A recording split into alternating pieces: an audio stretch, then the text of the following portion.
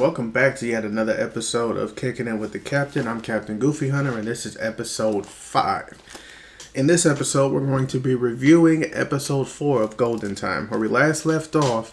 Banri and Kaga, had just escaped from the cultists.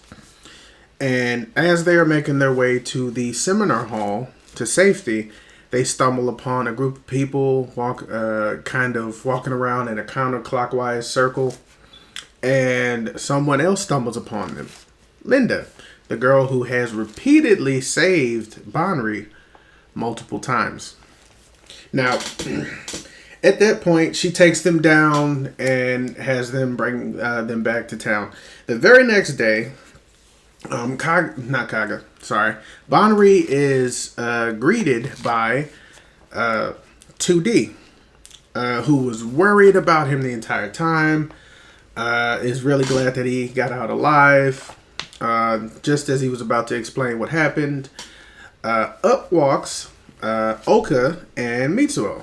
So they go to the student cafe or student lounge and just sit down and talk about everything that happened. Mitsuo divulges that he was actually worried about them and that he sent text messages, but they didn't actually respond. Of which he basically, I think he tried to explain that they didn't have cell phone reception, but he was shocked at the fact that he was worried, and specifically about him and Kaga. And of course he said, well, she is my oldest friend, so of course I'd be worried about her, especially in a situation like that. And at that time, 2D realizes that he's got to leave and go to class. So he gets up and he walks away. Oka then lets them know that because Mitsuo thought that she needed to go to class too, and he was like, no. She was like, no, I don't have I'm pretty much free until this afternoon. So of course he's telling like, well, if that's the case, then you need to hang out with us. So as they're still sitting there talking, Kaga shows up and puts her hand on Mitsuo and looks very upset. And at this point now, she's scolding him for talking to another woman, and according to her, even chatting with another woman while you're in a relationship with someone is cheating. He keeps telling her that, well, who said I was your boyfriend? I'm not your boyfriend. And she ignores that and says something along the lines of, I don't like you doing things that are going to make me upset. And he keeps telling her that, look, I'm not your boyfriend. I don't understand what you, for some reason, don't seem to understand. To which then she says some shit about, well, I don't remember asking you for your opinion. Oka looks at Banri and is like, hey, what the hell's going on? She hears that and now walks over to Oka and starts berating her. First making fun of her voice, calling her a pathetic creature, saying that she needs to stay away from Mitsuo because they are destined to be married, and this is not a request, it's an order. And then Oka decides to get up and tries to walk away. She stops her by stepping on her fucking foot. Now, I'm looking at this girl like, didn't you just spend a terrifying night in the woods in the middle of fucking nowhere coming to a consensus? And the shit that is funny, before she even showed up, Banri was trying to tell Mitsuo that she had a breakthrough moment, a moment of self-reflection, realized that a lot of the stuff that she did, she realized that it was bad and that it was basically getting on his nerves, including the hitting him in the face with the roses thing. And all of that shit went out of the window the moment this woman saw Mitsuo sitting with another girl. One, she doesn't even see him that way. They're not an item. They're just friends sitting at a table having a conversation. And you just so happen to walk up and assume the worst. Just by him sitting next to a woman, according to your logic, that's cheating. That is bullshit. And this is why this obsession needs to be dealt with. Because as she is berating this girl and basically making her cry, finally, Mitsuo steps up and gets in between them. Tells her that you've done enough. and you need to leave. And her ignoring everything that she just said and did, now asks him, hey, so you sent me a text message. I really wanted to thank you for that. And he was like, yeah. Later, turns around, grabs Oka, and walks the hell away. And just as Bonri is getting ready to tell her, hey, like, what the hell was that? He notices that she's acting very weird. One, she's sweating a lot. Two, she's got her fucking hands in her armpits and just looking very weird. To the point where he's like, wait, you do realize, so you realize you went way too far. And she's like, yeah. Then after a while, she goes to the bathroom to clean herself up. Tells him thank you for waiting. And then at that point, they decide to like she has another moment of self-reflection, and for some reason she's like, I don't understand why I keep doing this. Like when it comes to him, like I just can't control myself. And I'm sitting there thinking to myself, like, yeah, you have an unhealthy obsession with this boy, and you literally took all of your frustrations out on an innocent girl who did nothing to you. That was fucking uncalled for and disrespectful. You owe that girl an apology. And I guarantee you probably not even going to give her that apology. Even though she fucking deserves one. So at that point, they decide that they wanted to go to the festival club to thank them for saving them from the cultists. So he texted Linda and said, hey, we should meet up. Want to thank you guys. So that's pretty much what they did. And as they're walking, Linda tells them that she reported that cult to the authorities, and apparently that's not the first time they heard from them. And apparently they also they're basically a pyramid scheme where they try to get people to buy and sell fucking charms and shit. It's a whole thing. And as they're on their way, and she's saying like, well, since you guys keep running into shit and I keep saving you, why don't you just join the festival club? Of which, like, Bonri's like on the fence. He kind of still wants to explore what else is out there, but he's willing to at least meet with them to thank them. So that's what they do. They go and thank them and everything, and they participate in a practice dance. I don't remember what the name of the dance was, but I do remember that Bonri was his moves were actually pretty decent. Kago, on the other hand, kind of looked like fucking Elaine from Seinfeld, except Elaine had just a smidge more rhythm. It was like watching Kaga. Watching Kaga was like someone trying to do the robot, and they didn't oil their joints properly. That's what the hell it looked like. That's the only way I can describe it. It was weird. What a capital weird.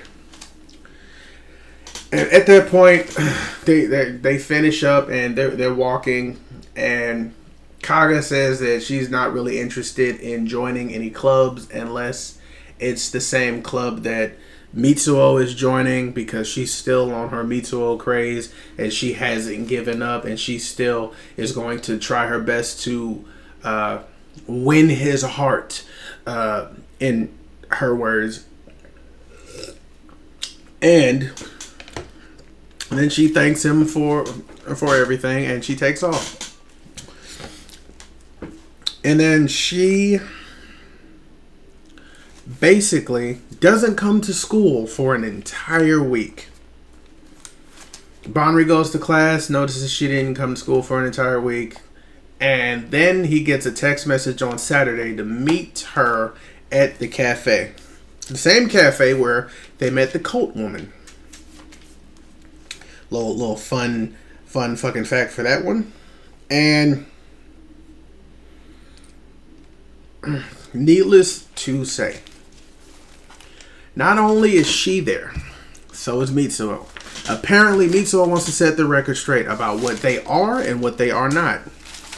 But Kaga is still under the impression that they are together, and that she is going to show him why that they were always meant to be together. She's got 6 thick ass fucking manila folders full of shit. She pulls out the first one, shows that this is the Kaga house, and this is the Yanagisawa house. They're only about 800 meters apart. Even if we went to public schools at some point, we would have met. And that is one of the many reasons why we belong together. And that in, I think, the first grade, she had told him her feelings and how much he loves her. And he apparently told her the same thing. To which then he told her that, yeah, that was a line I read from our Christmas play. You are conflating and twisting events to fit your narrative. And then she brings up a couple of other fucking things, and he's trying to explain to her, because she keeps saying like I love you so much and you're going to become my husband, and he keeps saying that that's never going to happen because he does not want to become her husband. And she keeps asking, like, what does she have to do to get him to love her or some shit like that. And he keeps trying to tell her, like, you have never thought about what I feel, what I want. That's basically what he's been telling her. And she still doesn't get it. And then finally, he says, like, I'm interested in a girl and I want to ask her out. And he told her, before he even said that, he was like, look, we haven't even dated. All we have done was really just played as kids. Whatever relationship you think we have, we don't. And then he tells her about the wanting to date someone, and she thinks it's her. She's like, see, I knew it was me. And then he said, no, you met her. Oka. And if you ever treat her the way that you treated her the other day, I will never forgive you. And I guess that was the straw that broke the camel's fucking mental back. Because at that point, she's sitting there like, I don't understand. She does X, Y, and Z. She told him about the time where she comforted him when he was crying because he didn't win the gold medal in calligraphy. She baked him a cake when he got chosen for the relay race during the spring fucking track festival or whatever the hell. And said how when she was chosen to be an anchor during their relay race, and then they won the gold, and she was only able to run as fast because she was thinking about him cheering her on, and that was what made her run faster than anyone else. And all she wants to do is love him and marry him one day and live happily ever after. And said some shit about how, well, like, am I not special to you? And of course he tells him, like, you're an idiot. It's not that you're not, you are special to me. That's what he said. You are special to me, but I'm not your soulmate. I don't want to date you. I don't want to go out with you. We are not meant for each other. You are important to me. But I just do not see us dating. And even if I did date, he's like, this is the reason why I can't date you. Because even if I did date you, it would not make you happy. And that she took all of that and still tried to flip it, saying, so you say I'm important and that I'm special, then why can't you love me the way I love you? Because he doesn't love you. That is why he can't love you the way you love him. You're important to him because you've been in his life, his entire life, basically. Like, you guys have been friends and together since you guys were little. So yes, there's going to be a special bond like that, but he just does not feel the same way, sweetheart. And at that point, she has this breakdown and says, you know what, then forget it. I don't need you, and just forget everything that we've ever done together and been together. And at that point, he has nothing further to say. He said all he needs to say. He has said his piece. He grabs his bag and he leaves without saying anything. Pretty much solidifying the fact that hopefully we have the understanding that we are not an item. We are not together. This is over. I'm moving on. And all she could do is apologize to Bonri for some reason. I'm guessing apologizing for him seeing her outburst or whatever the hell he keeps telling her, you don't need to apologize to me. Everything's fine. And then they sit there for a couple of hours. And he's trying to get her to move. So like, hey, like, I think it's time to go. And the only thing that comes out of her mouth is, I want to die. Then cue this woman dressed in punk rock clothing. She drops a piece of paper on the table and says, well, here. I'm playing at this concert. If you're going to die, at least die to the sound of music. To which Kaga agrees and says, yeah, I'm going to go. Of course, Bonri is like, are you sure you want to do this? Then they're standing outside of the venue, and there's a whole bunch of punk rockers and people wearing a whole bunch of fucking spikes and mohawks and fucking just jean fucking vests, ripped clothes, just the entire aesthetic. And you can hear the music going off in the background.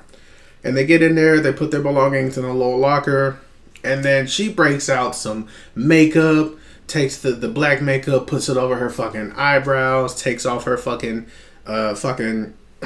hair tie, messes up her hair, unbuttons some buttons, rips her fucking stockings, and then charges through the crowd. Through the fucking crowd. Gets up on stage where this punk rock chick is currently singing. Takes the damn microphone. This is the punk rock chick. Her name is Nana. She is up there singing her damn heart out. This girl gets on the stage, takes her microphone, starts screaming, says some shit about don't you ever mess with me, and then screams some more. Fucking Bonri gets on the damn stage to get her off, and they both fall, and Nana tells them, get her the hell out of here and stay the hell off my stage. And from that point, that's when they leave without collecting their belongings. She lost her damn shoes at the damn concert, and now they're at his apartment.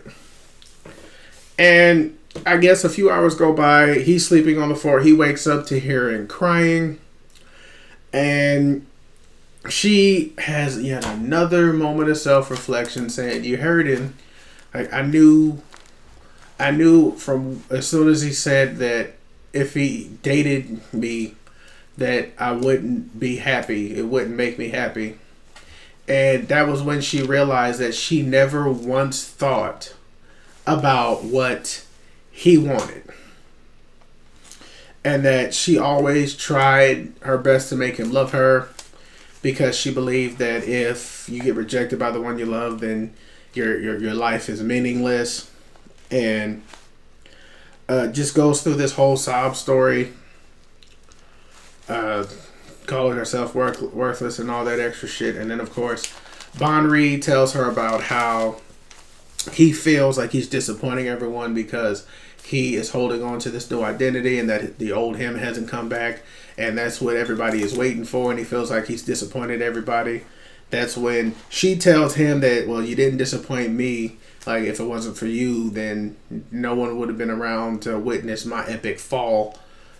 And just both of them feeling fucking sorry for themselves. And I'm not gonna lie, I understand that you just went through a breakup, or you just finally snapped back to reality, and it hurts.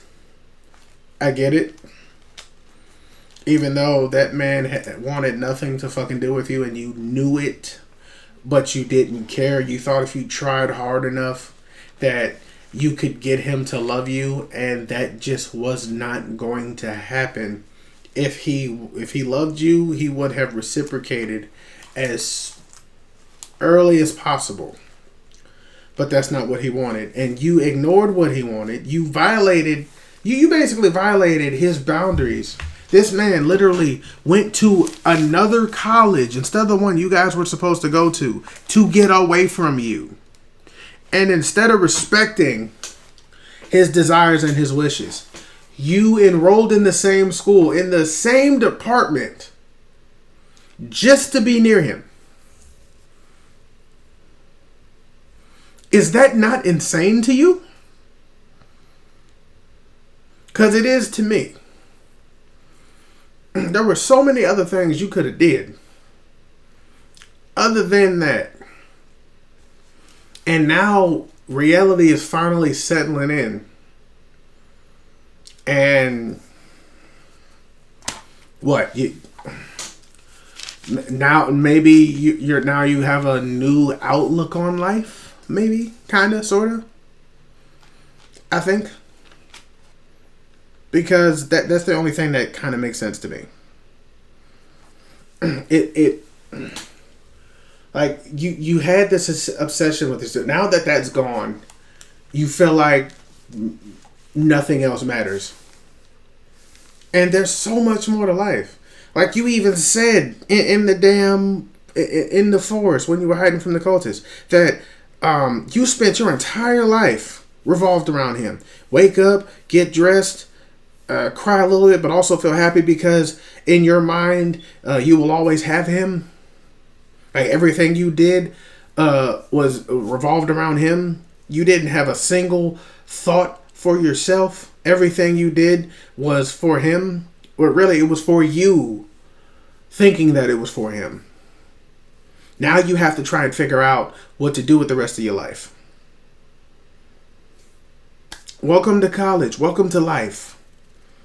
This is where you're supposed to figure that portion out.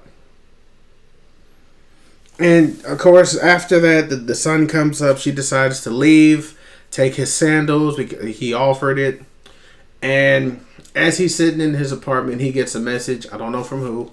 But for some reason, I guess that message sparked something in him to want to go home. So he hopped on the train, walked all the way home. Beautiful home, by the way. Because he wanted to look into his past. So he went into his room, got out his old yearbook, and wanted to know who Bonri Tada was in high school. And as he's going through his yearbook, some pictures fall out. And as the pictures fall out, he picks one up. And he sees him and Linda in two of the photos. And now he's like, wait, she knows me? Why hasn't she said anything? And that's where it ends. That's where the episode ends. They have, I swear to God, the creators of anime have mastered, and I mean mastered, leaving us on a damn cliffhanger wanting more. Thank God this is not a new anime. And I'd have to wait an entire week just to watch the next fucking episode. Because, god damn it, that shit is annoying. But yeah, that's pretty much where this leaves off. And one of the things that I got from this episode, one, everybody got brought down to reality. Two, lessons were forced to be learned. Even though we thought some people learned some lessons in the previous episode, that being Kaga, but no, she didn't learn from her fucking mistakes. She repeated to do this. She did the same shit that she's been doing for years. And enough was enough. Enough was enough. He needed to tell her, you need to back the fuck off. There's nothing between us. You need to stop. Finally, she gets it. And at this point, she has no choice but to get it. And for this episode, I give it a 8.8. Mostly because of Kaga's repetitive behavior. Like, you didn't learn shit. You had a self-reflection, but it kind of felt like you just forced that epiphany you had, and then it went in one ear out the other. Like, you got fucking Dory's short-term memory loss. That's what it felt like. Short-term memory loss. Because you literally just reverted right back to your old behavior the moment you saw him with another woman. He's not your boyfriend. And now that was made painstakingly obvious. And now you have to learn to deal with it. Lucky you have a friend who can help you through it. Even though, my bad, I almost forgot. This motherfucker, Bonri, confessed his feelings. She's not even 24 hours off of this breakup. And you pick then to tell her? One of the most confusing times in her life, and you pick that point to tell her, hey, I have feelings for you. I really do. I really like you. As she is literally pouring her heart out, going through one of the toughest times in her life, now she's got to add that to the table. No good can come from that, my dude. And you're probably going to be in for some heartache. More than likely. Like, she literally has to now field her feelings for you while also dealing with her emotions from losing Mitsuo. And all of that happened in the same day. That was a selfish move. You should have kept that to yourself for a while. Until she got to a place where she felt secure and free. And at least was able to process her emotions enough to begin the healing process. But you didn't even give her any time at all. So yeah, 8.8 is the score I'm giving this one. Anyway, let me know what you guys think about the episode. Let me know what you guys think about the anime as a whole so far, or unless you've already watched it. Let me know what you think about Bonri confessing his feelings to Kaga just freshly after their breakup with Mitsuo. Because to me, that was a bonehead move.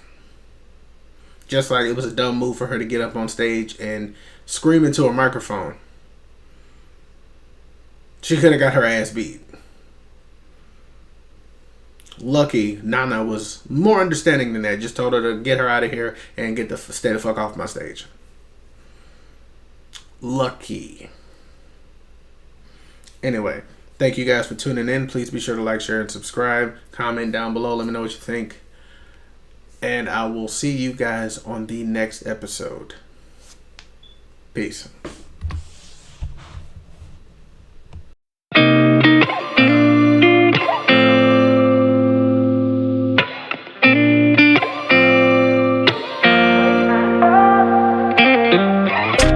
Gotta find my way to you, even though you're next to